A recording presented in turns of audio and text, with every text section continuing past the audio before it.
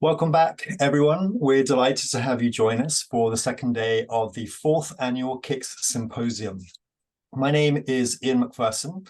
I'm the team lead for the Knowledge and Innovation Exchange at the Global Partnership for Education, and I'm based in Washington, DC. Today's meeting will have simultaneous interpretation available in English, French, and Spanish. Before we get started, therefore, please select your interpretation language in the globe icon at the bottom of the screen. You can see what this looks like on the slide. Des services d'interprétation sont disponibles en anglais, en français et en espagnol. Veuillez alors sélectionner votre langue. Interpretation services are available in English, French, and Spanish. You can select your the icon at the bottom of the screen. As you will have seen yesterday, for those of you who were with us, we're trying a bit of a different format this year with an open meeting rather than a webinar to channel the collective spirit of KIX. So if your bandwidth allows, we encourage you to keep your video on, especially during the breakout sessions. And we also encourage you to use the chat feature to offer your reflections, ask your questions, and engage with one another. That also means that we're relying on all of you to ensure that your microphones are muted when you are not speaking. And when we come to the breakout sessions, you can use the raise hand function in the reactions button at the bottom of your screen when you'd like to come off mute to contribute. Today's agenda features opening remarks from the Director of Education and Science at the IDRC, and from the Partnerships Manager at the GPE, whom I will introduce in a moment. We'll also listen in on a panel discussion between researchers and policymakers who are working together to move evidence into action. Then you'll have the chance to participate in an interactive workshop of your choice to dive deeper into how we can bridge the gaps that can sometimes exist between evidence and education policy and practice. And at the end of the day, we'll come back together to say our goodbyes before we close. Just before we start, we thought we would share a couple of the key messages from all of you at the end of yesterday. What we heard is that scaling is as much an art as a science. It is non-linear, it is difficult, but it is so important. We also heard that you can act with one part of the system, and that little nudge can have an impact on the overall system as a whole. Another key takeaway was that building relationships with a variety of stakeholders from the very beginning and having them actively contribute to the research helps strengthen effectiveness and sustainability. Those relationships are an important part of today's focus as well, as we explore how to transform evidence into action for stronger education systems. To start us off on that discussion, I have the great privilege of introducing Nasa Farukui, who is the Director of Education and Science at Canada's International Development Research Centre. I'm also delighted to introduce Margarita Focus-Licht, the Partnerships Manager at the Global Partnership for Education. Welcome, Nasa and Margarita, and thank you for joining us today. Thanks so much, Ian, and it really is a pleasure to be here and to partner with GP on KIX. It's wonderful to see those key messages from the session yesterday on scaling, and I'm thrilled to be here to talk and listen about transforming education into action. IDRC is really pleased that we have a costed extension, which is going to enable 3 more years for KIX to develop as GPE's evidence arm. And we're delighted that as the applied research projects mature, that we're seeing concrete examples of evidence being put into action. KIX's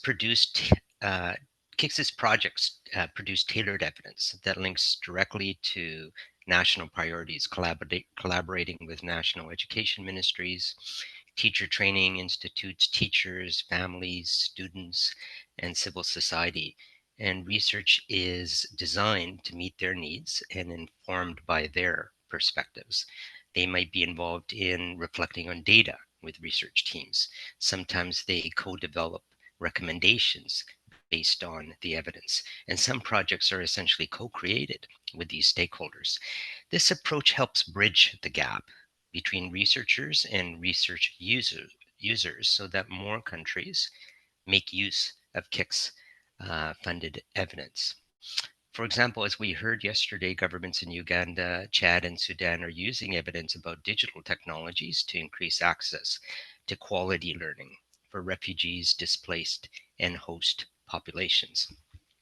CAMFED's research to scale a peer support program for adolescent girls has been co-created with ministry officials, with civil society, teachers, and youth in several countries. For example, Tanzania's Commissioner for Education approved materials for Safe Schools program that the project helped develop. CAMFED was invited in Zimbabwe to develop a national schools life skills program. And Zambia's Ministry of Community Development and Social Services is discussing how to include the program in its national volunteer policy. With KIX's extension, the regional hubs designed longer-term plans in consultation with partner countries, including piloting a new country support mechanism, mobilizing evidence for specific policy opportunities. So, for instance, when El Salvador identified early childhood education as a partnership compact priority, its regional hub facilitated cross-country learning to inform El Salvador's plans. When Uganda's compact prioritized curriculum and assessment reforms, the regional hub enabled Uganda to learn from Kenya, deepening learning events across Africa on competency-based curricula. This year, we have aligned new research to national demand for evidence that's identified by the hubs. And we will soon announce new projects to strengthen data systems and gender equality. And 2 more calls on IDRC's website are currently open that will prioritize funding to Southern organizations. Your proposals are very welcome. Today's theme is close to my heart. It aligns with IDRC's mandate to support high quality research that informs policy and practice.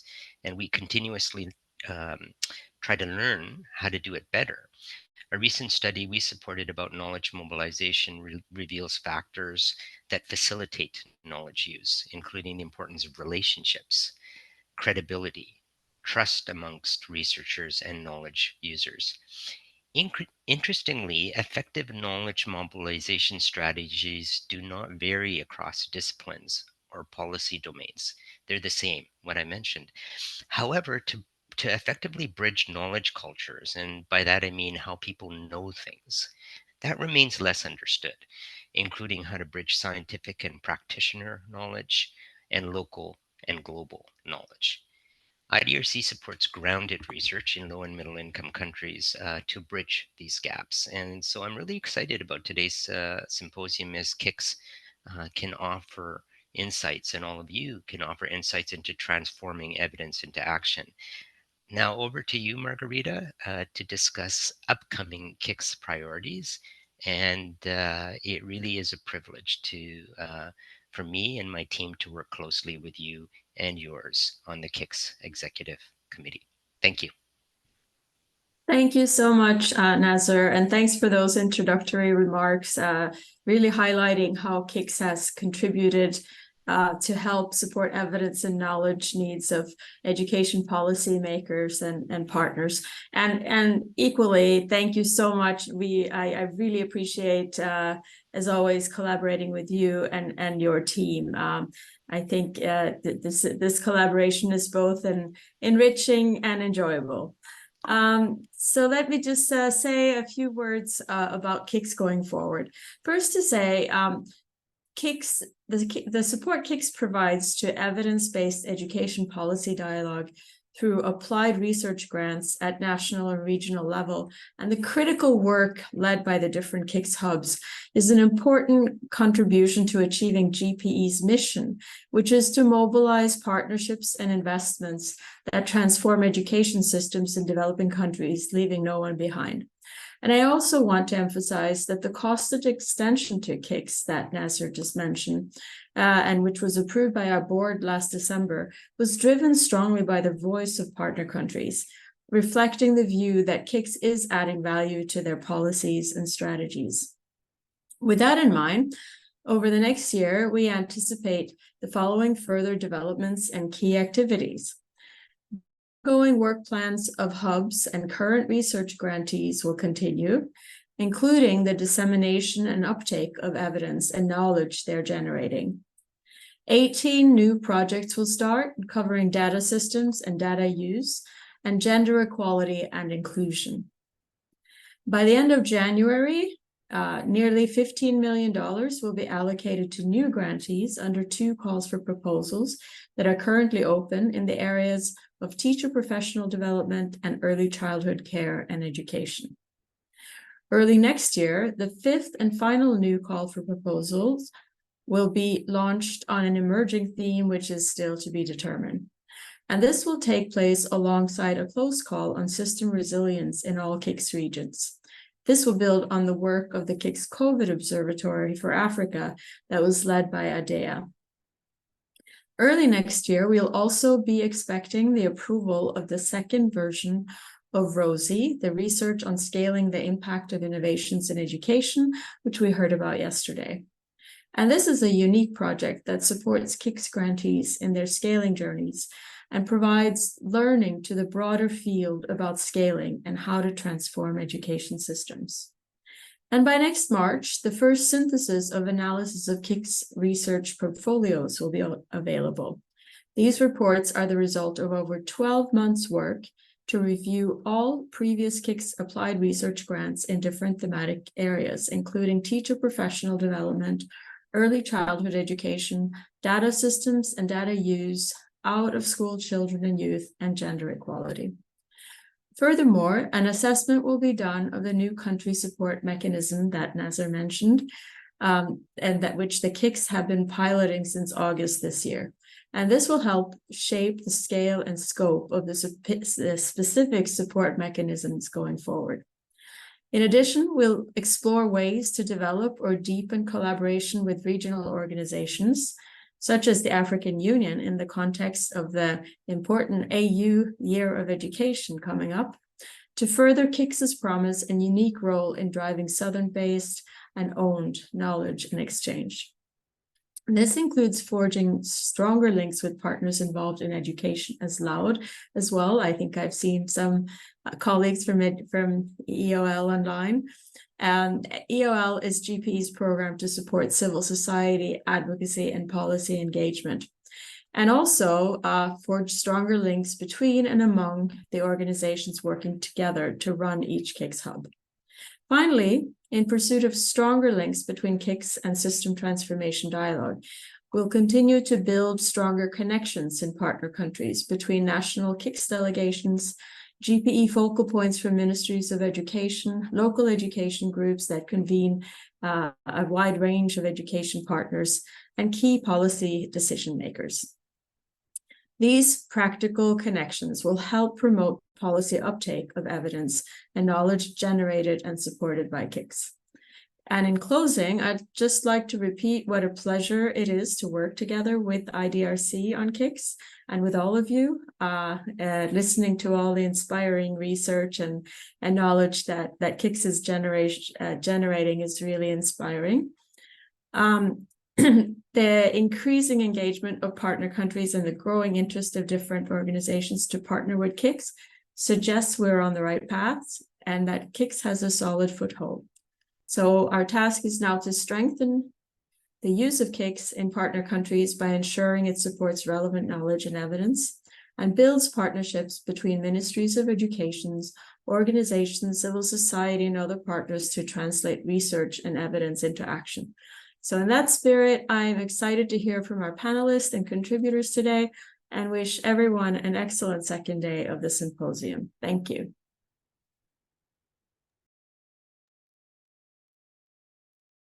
Thank you both. Thank you, Nasser. Thank you, Margarita, for your excellent and thoughtful interventions. I'm now very happy to welcome our panel for today, which will focus on transforming evidence into action, with a focus on teacher professional development and early learning. The panel will be moderated by Gita Steiner-Khamsi, professor at the Columbia University and the UNESCO Chair in Comparative Education Policy at the Geneva Graduate Institute based in Switzerland. She is the lead researcher for the KIX Europe, Middle East and North Africa, Asia and Pacific Hub, or the EMAP Hub, which is based at NORRAG. So with that, Gita, over to you, please, to introduce our panelists. Thank you. Thank you so much, Ian. And somebody in the chat said, welcome to the second day of this exciting initiative. As you know, this is all about bridging science and politics, bridging applied research and the uptake of research. And for this reason, IDRC and GP together, they put together a panel that is composed both of researchers and users or policymakers. And I would like to introduce the colleagues that will be speaking after a brief introduction, and we will have time also for your comments in the panel. In the chat, especially, you should type in your comments and also afterwards in the breakout room. It's my pleasure to introduce the following panelists. First, Dante Castillo Canales. He is Policy and Innovative Practices Director at SUMMA. He's based in Chile, and he has worked on projects oriented to link evidence and policy and practice in the field of education technology. And also he's a researcher on the KIX project, adapting and scaling teacher professional development approaches in Ghana, Honduras, and Uzbekistan. We will call it from now on TBT at scale because it's shorter. Then Nidia Montoya, welcome to you. Nidia is a technical lead for the International Cooperation Program in the Office of Education in Honduras. The third panelist will be Vilasack Viraphanh. Vilasack is a researcher and head of education and skills with Plan International Lao PDR, and is working on the KIX project, adapting, testing, and scaling a proven summer pre-primary education model in Cambodia, Lao PDR, and Tanzania. The project is abbreviated as Learn Plus. And Vilasack is also co-chair of the Research and Evaluation Focal Group and a member of the GPE KIX National Steering Committee of Lao PDR. Then we have as a final panelist Siphaphone Manivanh. He's the Director of Early Childhood Education Department, Ministry of Education and Sports in Lao PDR. Finally, after the discussion, I will be very pleased to give the floor to Honorable Kilemi Mwiria. He has held various positions in the Kenyan government and higher education, including serving as the Assistant Minister for Higher Education, Science and Technology, and he is currently the Managing Director of Education.org Africa. Welcome everybody to the panelists and welcome everybody in the audience. I have not forgotten you and I will hopefully bring you in at some point in the discussion. Let's have a lively discussion, but start off with a brief description of the two projects, please. Dante, I think the floor is yours. Thank you very much, Gita, for the introduction and for the invitation of this panel. Just a brief background of the project. This project has a central theme in teacher professional development, TPD. You know, we call TPD at scale. This is the way in which we identify this project, and was developed precisely in three countries, in Ghana, Uzbekistan, and Honduras. Three very interesting, diverse contexts to understand how to adapt and scale teacher professional approaches. The project was carry out during the pandemic. So tested our capacity to adapt definitely to this very changing and dynamic scenario. So basically the idea of the project was how to improve teacher professional development in order to contribute to improving the quality of teaching in the classroom. That was the main idea of the project, and basically identify how information and communication technologies, ICTs, can be used to scale. And I think that, you know, intersection between TPD and ICT can be combined to precisely to improve the quality, equity, and efficiency of the system in those three countries of TPD models. So I would say basically our project in those three countries, basically the idea was to identify how this system respond to new technology mediated models of TPD. So that is the project, and maybe we can discuss next, you know, some of the findings and lessons we identify. Thank you so much, Dante. Let me also give the floor for the Learn Plus project. Please, Vilasack. Yeah, thank you very much, Gita, for the introduction. So, yeah, good evening, morning, and also afternoon to everyone. Please allow me to give some overview about the Learn Plus project. Actually, Learn Plus project is a GPE Global KIX grantee. It is a research project that aims to adapt, pilot, and also test and scale the gender-responsive accelerated pre-primary education model in Laos, Cambodia, also Tanzania. 3 countries now have adapted the model into their context, and also they are at a different stage. So today I'm going to focus on the experience about Laos. In Laos PDR, the pre-primary education model called the SUMMA pre-primary or SPP, but it's well known as a 10 weeks program.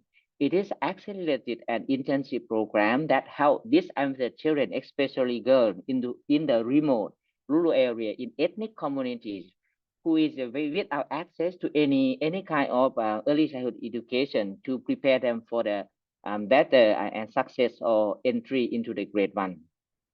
It is a holistic program that develops physical language, cognitive and social emotional skill, but emphasize on the learning on the Lao language because it is Lao is a medium of instruction in the Lao PDR.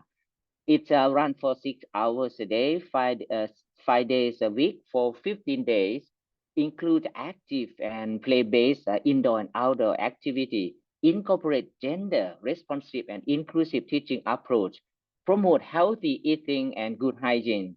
Program also has a strong component on the parental engagement, especially mother, father, and other caretaker to support the learning. They can help in the preparation of the classroom, make toys, learning material, as well as providing some school meal, contributing food ingredient, and also take turn to come and cook for the children. This model, it was developed by the Mother Child Education Foundation based in Turkey to serve the disadvantaged Turkish and Syrian refugee children. It was adapted and also piloted extensively research in Lao PDR.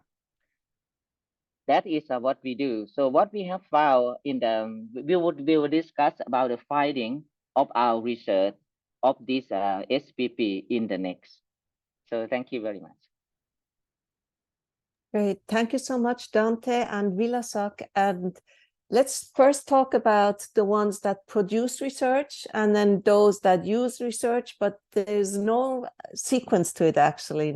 But let's just get started and see how the ones that are involved on the research side, how did you, in the project, how is that different than any other research project that you're doing as researchers? What is different? How did you, what techniques and strategies did you use to ensure a take-up of research at a later stage or at the current stage even? Please go ahead.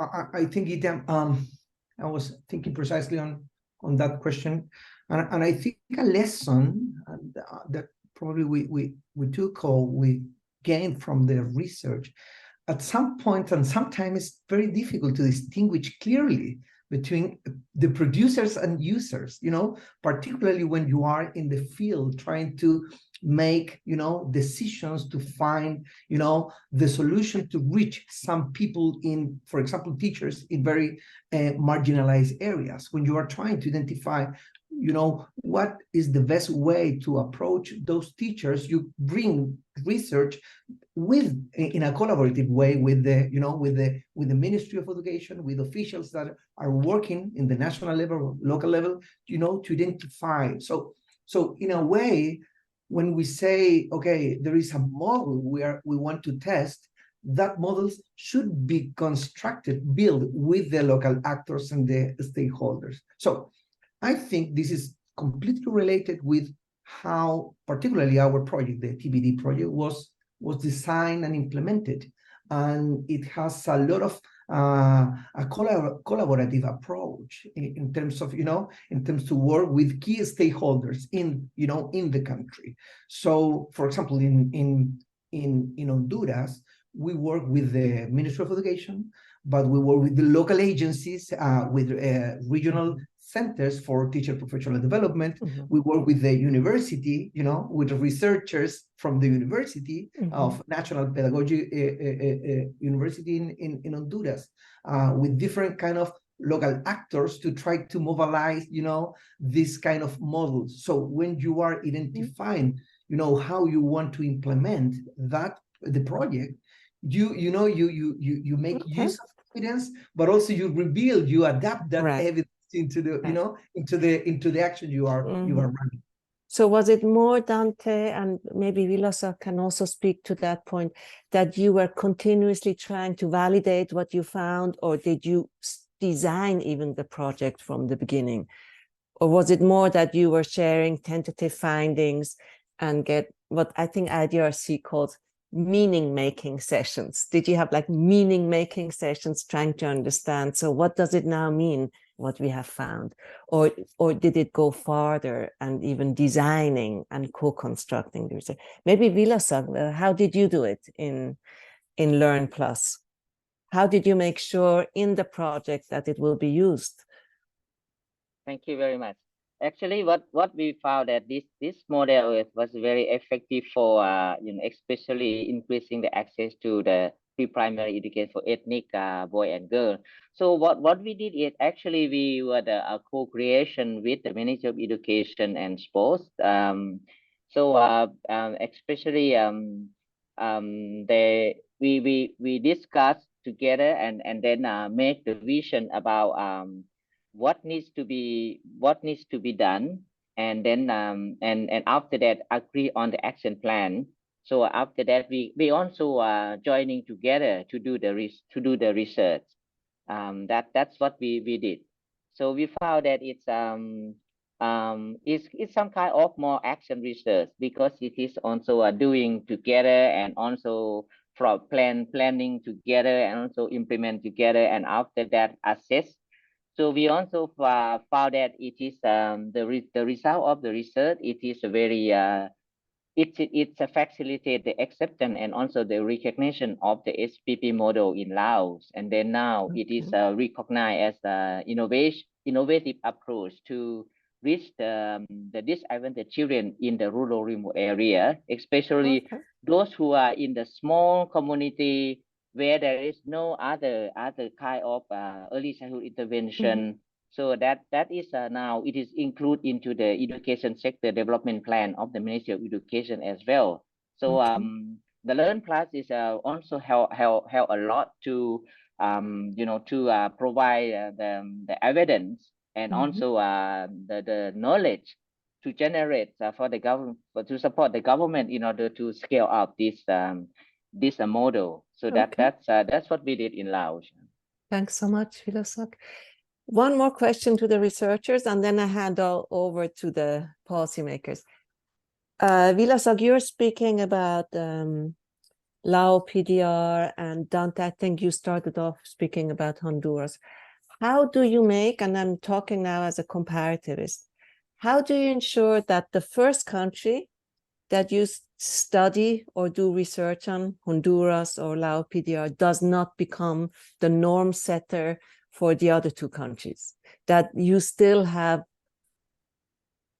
openness towards a special situation of the other two countries? How did you make sure that you don't just simply transfer from one place to the other experiences?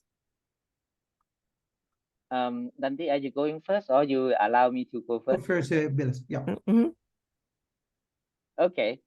Yeah, actually, in Laos, as I said at the beginning, because different country has adapted into different contexts. So in Laos, it's we work very closely with the government to align firstly to make sure that it's the research can provide add value and also useful for the Ministry of Education to use it in the policy improvement. So we share, but we understand that it's in the plan Cambodia and also Tanzania is also working very closely with the government as well to make sure that it is contextualized to the needs. So the program now is tailored into different contexts, because in Laos, for example, 10 weeks. In Cambodia, it's only 8 weeks, and then in Tanzania is also another. So which is that's what we did together. But we get support actually from the Plan Canada, who is provide the technical support to support us. Yeah. Okay, thanks so much, Vilasack. Dante. Gita, in our case, I would say two things. The projects run, at the same time in the three countries. So it is difficult to have that. It was difficult for this project to have that kind of sequential mode. First in one country, then another country. No, all the three run in parallel. So that is probably one of the key things that it is. We learn during the process. We learn from that kind of evolving, implementation. But also, I would say there is a kind of a strong force of the local situation of the countries. It's more like when you are thinking to apply or to conduct a research on a specific action, the local circumstances of the country in a way push you to, to adapt, to reorganize, the ideas or the activities you are running because of the needs of the local context. So I think there are some kind of factors and forces that push you to try to have that kind of coherence between the three projects from a comparative point of view, but also to be very flexible in terms to adapt those actions to the specific needs of the country in which we were working, in our case, in Honduras, Ghana, and Uzbekistan. Maybe this is something to pick up more in the discussion groups, whether it is maybe it was even a great, coincidentally, a great choice of design that you started at the same time, maybe, rather than one sequentially, because then there's always the danger that you impose the first country or the first best practices on others. But this is something maybe to discuss further. Let me see if I see anything that I should pick up now for researchers. Let me ask, Raviro Mawarire in Zimbabwe, is it related to the point that we just discussed? Would you like to have the floor? Yes, ma'am. I would like to share how. All right, I would like to share how research is being done in the Ministry of Higher and Tertiary Education in Zimbabwe. Sure. Yeah. Keep it short, though. Keep it short, but please go ahead. All right. Here we look at the problems in the communities, right? After looking at the problems in the community, we do a research to solve those problems in the community so that we end our problem on our own. So that's what we are teaching to our students in Ministry of Higher and Tertiary Education, to come up with solutions through research to solve problems in the communities. Thank you. That's great. Thank you so much. I just saw another question coming up that came from Danielle. Maybe I can just explain it. So Danielle's question is, how does the transition occur from an action research project, such as Learn Plus and TPD at Scale, funded by an external agency, such as ADR CGP, to the adoption of innovation funded by government themselves? In other words, it's not just how do governments learn, but how do they institutionalize the findings in their research? So this is a good transition to give the floor to our esteemed representatives from government, to Siphaphone and to Nidia, and I hope you don't mind that I address you also by your first names. So Siphaphone and Nidia, do you want to say how you incorporate research and how this is different or similar to other research projects that you use in your government? Anyone can start. Siphaphone, maybe? Nidia? Sí, buenos días. Muchas gracias por la oportunidad de Good compartir. morning, and thank you very much for the opportunity to share this experience. This is a project that's been implemented in which it arrives to Honduras precisely when we're wrapping up our first year of government administration. And this gives us the tranquility to know that we can uphold a project like this in the time frame that's established. It's also important to know that the three components that we proposed at the beginning for the study and analysis were the formation of teachers, research, and technologies that are precisely the three components for the institution where SUMMA joined us, who was our main interlocutor in the process, in order to begin the implementation. The agreements that we reached with the Education Secretariat is that we won't do anything differently from what was being doing before. What we intended to do is to analyze the reality and from there reflect on these practices. This provided us with the opportunity in first place, despite having an institution dedicated to the teachers' formation for over 30 years, achieve the implementation of a formation process that could undergo all the stages of a formative process. And the first reflections that came up from who are our teachers, what is the profile we're aiming for, what are their needs, and in what way can we provide formation services that are more equal and accessible for them. And in that sense, we decided to pick up an experience that was already implemented, a course, an action, an operative action where we could analyze the scope and a larger, more strategic scope that allowed us to create a model that could be scaled and answer the needs of our population of teachers. We began with the implementation. It was necessary to intervene in some aspects because we need to remember that by 2020, we had the shelter in place because of the pandemic, and incorporating technologies could have been optional at some time.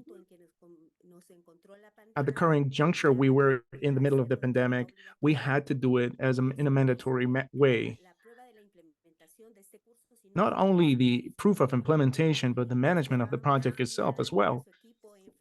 We hope that Dante and his team would help us in February of 2020, but that was no longer possible because of the pandemic. So we decided to do most of the project implementation by working remotely. Something important of note, and the agreements that we've reached,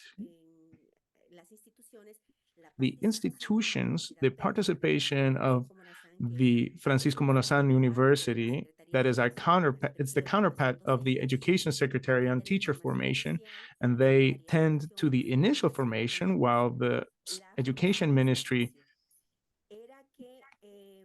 takes care of the on the field, so to speak, formation.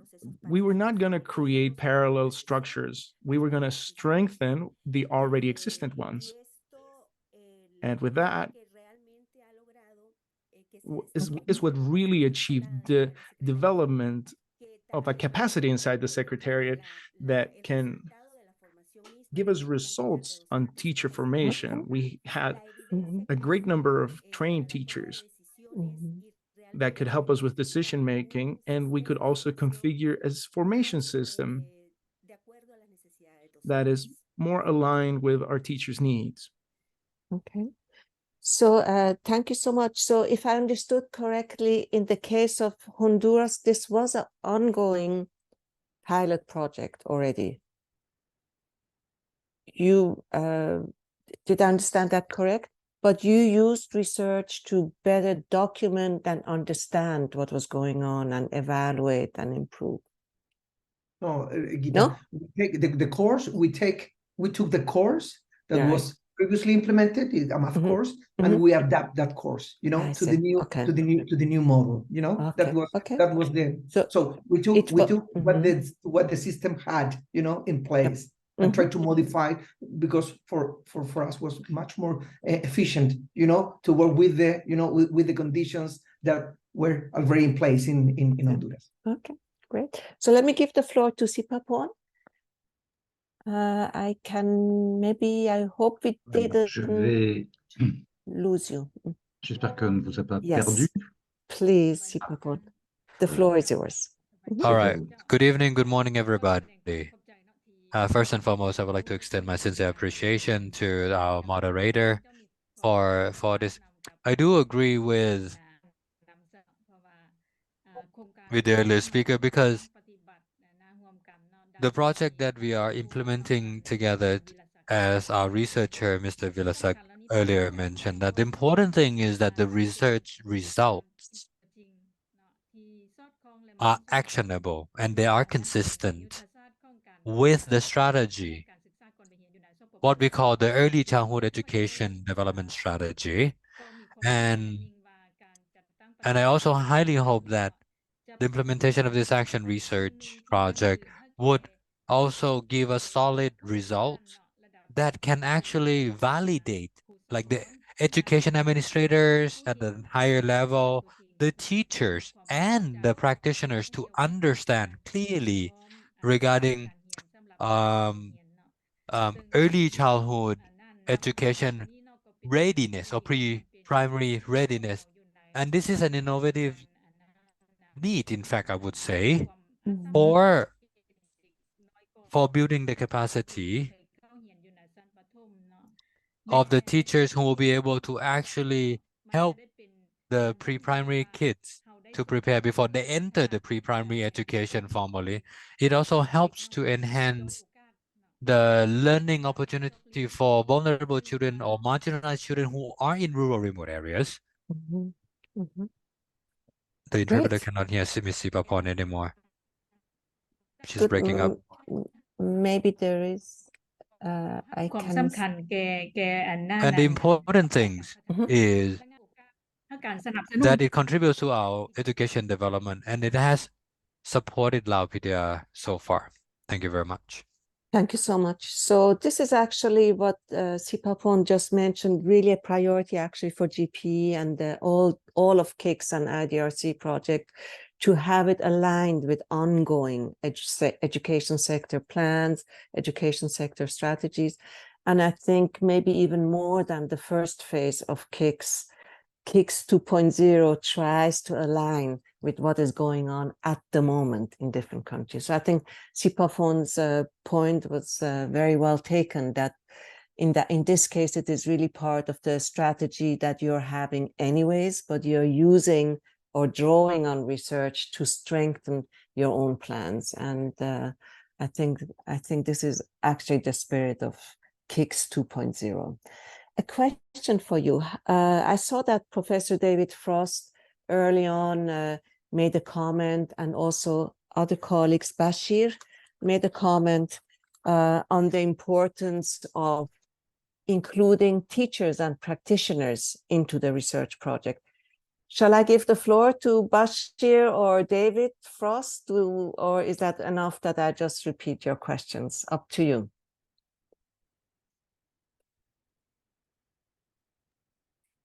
I'm happy to speak, Gita. Yes, please, David. I'm very interested in the way that the research designs I've heard about sound participatory. I've heard mention of stakeholders, but of course, the most important stakeholders are the teachers themselves.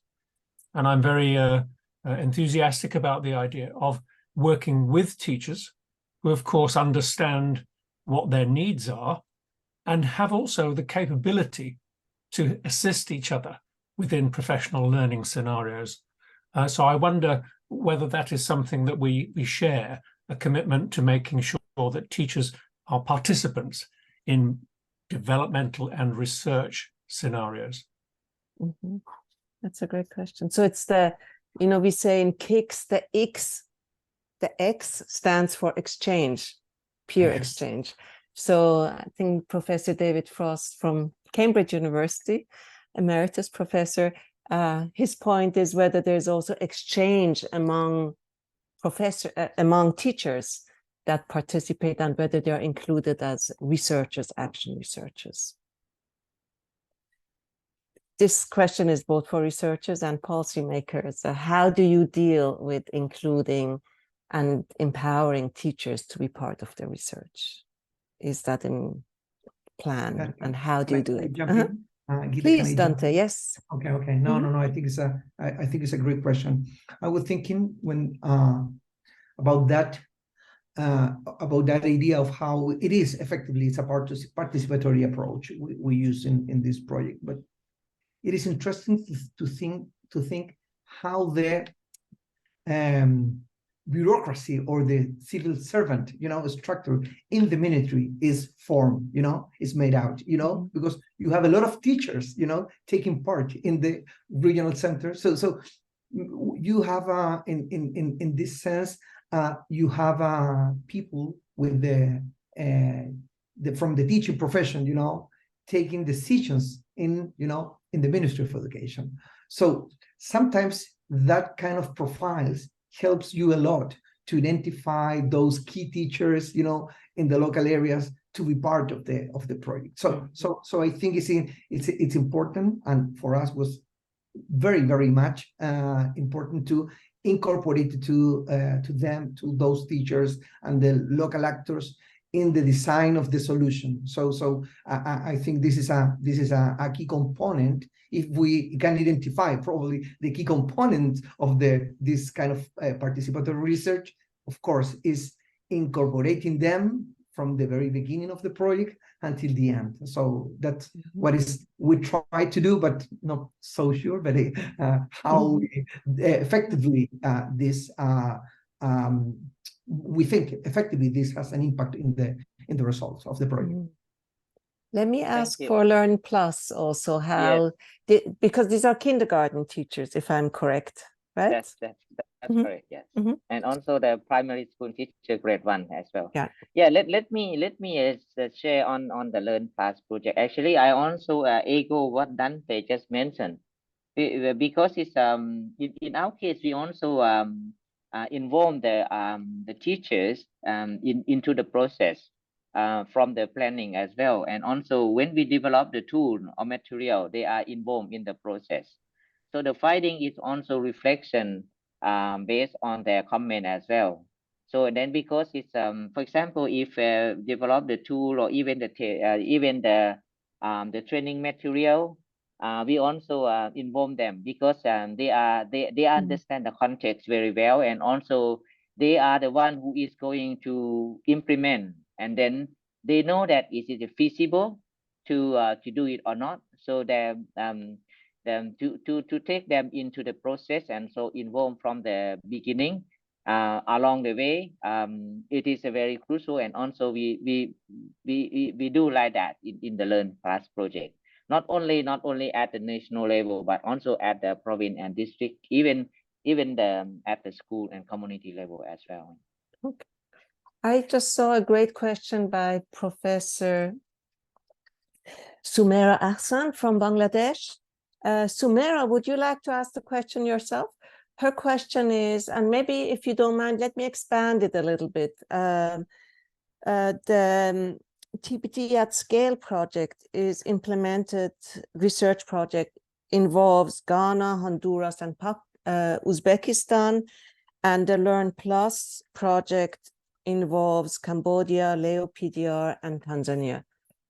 Always 3 completely different countries with different contexts. So the question is, and here comes Sumaira. Do you want to say it yourself?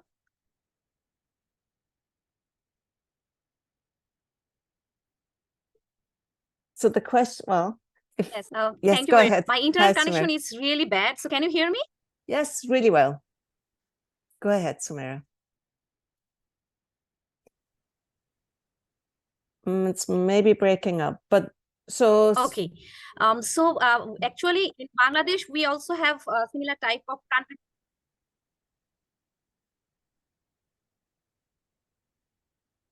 So we are implementing a 5-country consortium project in Bangladesh. So there are similarities in the context, but there is always, there are a lot of differences in the 5 countries like Bangladesh, Bhutan, Vietnam, Nepal, and Timor-Leste. What we found that there are, when we are trying to analyze our data, we found that we have given the contextualized but similar intervention, but the findings is not always the same. Sometimes it can be very different. So students' sense of belongingness, when we compared, we found that in many countries it actually was higher now from pre to post test, but in Bangladesh it is not. And actually now trying to making sense of this data. We're in the process of that. What are the contextual factors actually that contributed to have different results in different countries? That I'm trying to see. We are trying to see right now. So I'm asking you whether you have any specific such example that the same kind of intervention, but it worked very differently, or at least differently in 2 different or 3 different countries, and why do you think it's that? Thank you. Sorry for my internet. No, that's great. I mean, Sumaira, if you could give very concrete examples where you saw that the same project that you implemented in all 3 countries has a different impact. Sorry. Has a different impact. Mm-hmm. Yeah. Yes. So, for example, our project, it's Bangladesh is leading that, and the intervention is gender and inclusive pedagogy. It's a model, and this model is actually we prepared the model based on all the 4 countries, not the 5, because the Timor-Leste joined later, but 4 countries, and they also Timor also approved that these are the components that we need. And those components actually came from the successful practice of each of the countries. And we combined those and made a model. And that is the gender and inclusive pedagogy model. And our main target was the students, but the channel was the teachers. So it was actually a teacher professional development intervention, but we targeted the students. So when this is contextualized, so each country had their own way of doing that, but there are check and balance so that the intervention is similar. Our target is similar because the issues that we recognized are very similar in this 5-country context. Issues were very similar. So, so we targeted better achievement of the students and better participation in the classroom. So, and their sense of belongingness to the school will also increase. So the intervention was there, and then we have collected the post data. Sumaira, I'm sorry, I need to interrupt you a little bit, but just tell us, we can look up your project. Is it a KIX project or is it a different project? It's a GP KIX project. Okay. Maybe if you just type it in the chat, we can look up how you did it. I think the colleagues would be very interested to learn more about that. I can, okay. Thank you so much. So But let me still, follow up on Sumaira's question. From your experience, and this is both for researchers and policymakers, were there some things that you could tell right away it's not transferable? It is really very specific for one country, and you can learn from doing research, and you can learn saying, okay, we learned that this is only applies to this country, but not to other countries. This kind of pilot project or innovation, and research tells us we should not transfer best practices. We should stick to what the country has. Do you have examples of things that you said, this is so cultural, so contextual, we should not try to transfer? Okay, And Gita, being a devil's Dante, advocate here. Mm-hmm. Maybe please allow me to go first, Dante. For Learn Plus, yes, it's 3 countries: Laos, Cambodia, and Tanzania.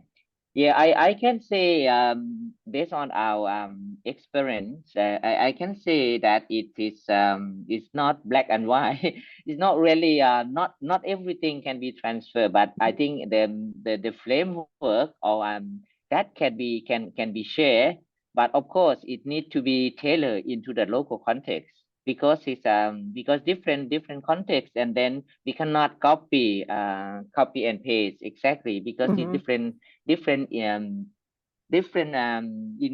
things in the context. For example, in Laos is 10 weeks.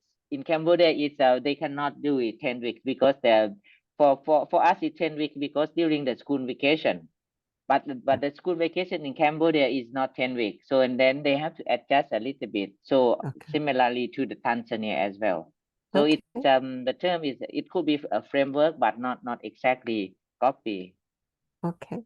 Yeah. So thank you so much. There are so many great comments, and we were only warming up to this panel. I can see that Trisha Wind, who is leading KIX at IDRC, says the new call, a big emphasis is on including teachers. Do you want to say something, Trisha? No? So no, not necessarily. Okay. Just a quick hot pursuit on somebody's comment. Okay, and all the other comments are great also, but I see Bashir made a point about sometimes the law itself inhibits testing out new projects. So very often projects in our profession remain pilot project because the laws cannot be changed easily. Yeah. So do you want to say something about that? Very quickly. Probably the institutional trajectories is very difficult to to move from one place to another. When you form, or when you see kind of a Ministry of Education with a trajectory in terms of the type of incentives, the way in which how the governance structure, it's kind of is organized. Probably that is very difficult to transfer, and how we deal with that and how we address those kind of specificities of the context, I think is one of the key components to try to be more effective in the project. Yeah. We call this path dependency in policy studies. Yeah, I think the time has come to give the floor to our colleague Kilemi, Mwiria. Are you ready to share your observations on this panel? I think maybe you have to unmute. Thank you. Perfect. Thank you, Gita. You're asking me if I'm ready, as if I have any option. But anyway, just to say that it's been extremely interesting, this discussion, and I want to congratulate the researchers for the job they have done, especially making this great effort to link to people who not only make the policies, but also implement, because there's no need for research if we can't use. And this has been a big complaint for people like myself who have been in government, and also having been in academia and consulting. And to complement KIX, GPE, for being at the forefront of ensuring that research is linked more closely to policy, which has been a criticism of many donor organizations. the World Bank, UNESCO, and so on. They'll come with all these statistics and data, but they have no way of ensuring that, what is spoken at those international conferences is actually linked to the people that have to implement. Because often, the people who attend the conferences are the big political guys and so on and so on. So this alone for KIX is a big plus. And I just hope that this can be replicated as an example with other donors that are putting, or partners that are putting money into research so that it's usable. First, comparability is great. It's good to be able to compare countries. And I was myself interested in competing. Actually, I've competed. I didn't win a grant. But, looking at this, the countries that are involved, you find that I understand GPE is about countries that are disadvantaged educationally, where educational indicators are low. But the question is, what is it more useful for us? Is it to compare countries that are the same, or to compare those countries that are struggling? All of them are struggling, except maybe for Vietnam, which is, making some progress. But if you look at the country, GPE member countries, educators are struggling compared to the rest of the world. So I thought, if I was doing a project like this, I'd like to, as an African, look at how can I compare these countries that are struggling with countries who are the same level at some point, like South Korea, like Malaysia, like Singapore, and ask what lessons can we learn from those countries that were like us at some point, but are very different now. Because then, it's because and also given that also that these countries are much closer for us as Africans or Latin Americans or, Central Americans, it's easier to learn from countries that have almost a similar history as you and almost the same level of development than comparing ourselves with Europe and America and those countries.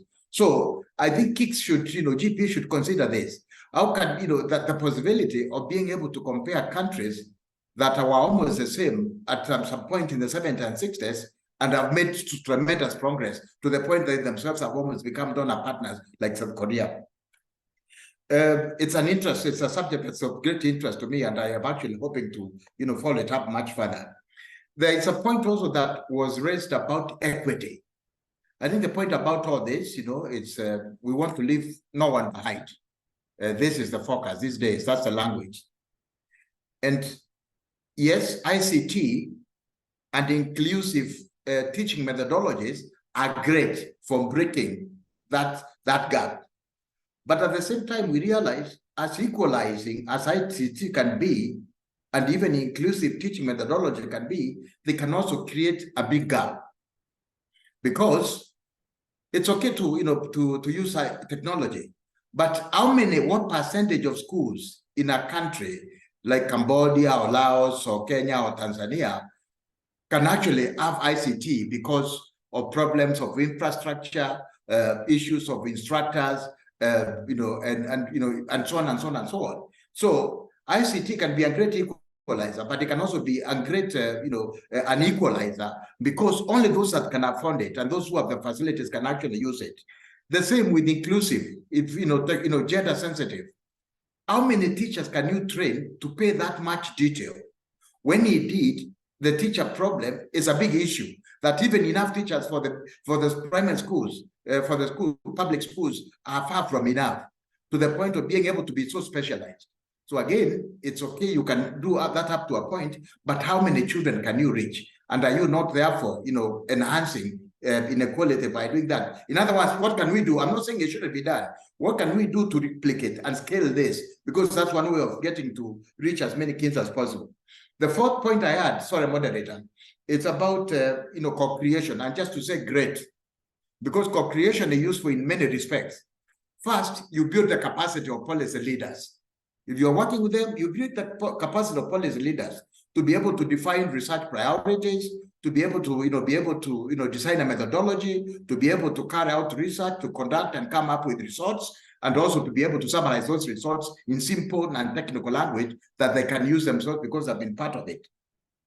It's also useful you incorporate teachers, not just because they're the teachers, but also because teachers and their trade unions can be a big problem when it comes to reform. So already bringing them in is a way of ensuring that you have support when it comes to the implementation of policies, especially if they are not seen to be favorable to teachers. And then finally, how do you reach more? It's to co-create. Unless you reach, how can you use this opportunity to try to reach many more policy leaders that were never part of the project? Because as you know, usually there is no permanence. A lot of the people you work with will be in different departments next year, or they'll be poached by donors to work with them. So if we can find a way, therefore, of doing this and then meeting more of the policy leaders and other people would be great. And in terms of including being part of the national plan is great, you are aligned, but it is also important to follow up and ensure that these ideas are actually included in the national sector plans as issues that must be addressed with a budget, and that there would be a way of following and monitoring that this has actually been implemented, because this is the best way to replicate, because it's then patches many more. Finally, it's been, I've gone the full cycle. I've been a researcher, I've been a consultant, I've been a politician. And I know the biggest obstacle we have to the use of research, to evidence for policy, is the people that make the decisions at the top. It's the people that make decisions of what policies to come up with in a country. And as you know, education decision-making can be very political, especially when it comes to the bigger programs. So how do we reach those people? It's one thing to work with the policy leaders and technocrats, but until we have a community of politicians through parliamentary committees of education, being able to talk to ministers of education, and together, bringing these people together with evidence producers and practitioners to begin having some kind of dialogue. It is the best way to ensure that not just this research, but a lot of other work that is out there that is not being used is accessible and usable by policy in policy making. Thank you, Gita. I'm sorry, I took a little bit. It was really a pleasure listening to you. You were so vocal and so eloquent. So maybe for the discussion groups, you can pick up some of the points that Kilemi raised. And let me just summarize a few of them that he raised, and I combine it with my own and with my own observations. I hope you don't mind, Kilemi. So the first one is, and just to pick up, just as a wrap up of this session, is how to avoid that innovations are simply added onto the system and are really institutionalized and are part of the budget, so that there is a sustainable change happening at the country level. The second one is, how can we, this is a point I don't quite agree with you, Kilemi, but I'm going to say it anyway, how to learn from countries that are well off. I think there's a lot of reports on that, especially South Korea, especially China. And I know OECD, the whole education policy outlook series does that. Saber of the World Bank does it. I don't think we need more of this kind of research, but just a thought, but the question still remains, from whom can we learn, and from whom do we want to learn? Not can we learn, but do we want to learn? It's a good question. The third one is the issue of, and that's a great point that Kilemi made, the capacity of policymakers, not of researchers, policymakers, how to read research, how to understand research, and how to apply it. Should that be part of KIX research grants? Because this deals with the whole question of how to reach politicians and policymakers. Part of the outreach is help them to read and understand and interpret research in a policy relevant manner. A fourth point that I thought was really well observed is, we talked about country level here, but not about rural-urban divides, about district level differences in the country. So I think it is important to leave that country level and also think how inclusive we are if we think of different situations, linguistically, ethnically, but rural-urban divides in the country. So these are some of the points that were raised. I think this is a great start to continue sharing and discussing and reflecting together on these multi-country comparative studies that KIX is supporting. Thank you very much for your active participation. Big thank you to all the colleagues that shared their thoughts on the chat. I'm sorry I could not take many of them, but I tried to take a few of them.